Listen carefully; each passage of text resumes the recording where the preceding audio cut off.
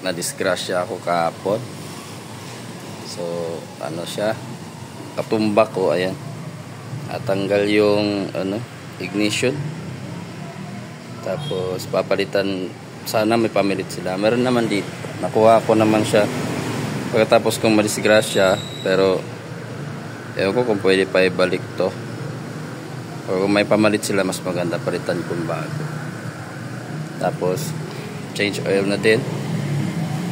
Yun lang naman so far nasira sa kanya.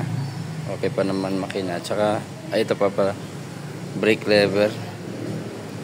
Ito na straight yung brake lever. Dapat ito kurbada.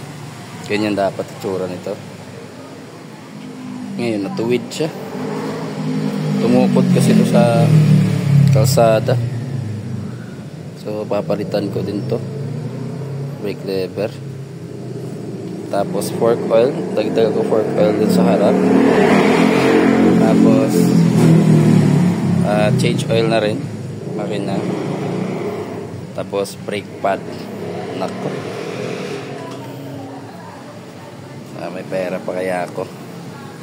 So brake pad kasi isang taon na napupudpud talaga ang brake pad. So isang taon papalitan na siya. Yun lang, sana maayos to ngayon para pasok ako bukas. Ito okay pa naman yung gasolina. Tukod din to ng pagkadisgrasya ko kahapon. Buti walang basag yung fairings. Wala naman basag yung fairings. Katumba lang ko. Ito yung sumalo sa gasgas. Ito dito buti na lang wala din. So, yun lang, sana maayos to ngayon. Ay, gastos talaga pag nadisgrasya, kaya ingat-ingat talaga guys. Kalsada, napakadulas kasi nung kalsadang nadaanan ko sa may Balete Drive. Takbo ko 30 lang, kaso pag preno ko dumulas yung gulong sa harap.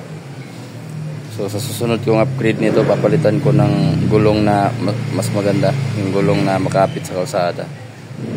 So mas mahal yata presyo. Sunod na lang yun. Alright. At dito na nga guys, no, nililinis na yung ating CVT kasi pinapalinis ko na rin siya. Sa loob ng isang taon wala naman siyang walang sira, walang gasgas. So goods na goods yung kanyang CVT, no. Kailangan lang din talagang palinisan siya every year.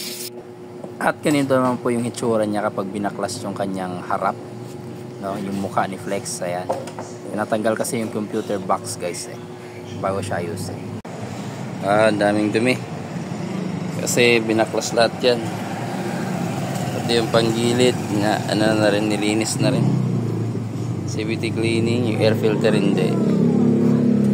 Yan, so change oil na rin. Kaso yung pyesa ng brake lever in order pa, babalikan pa to 2 weeks. Ito yung bagong ignition, bago na pinalitan ng bago. Ayos na.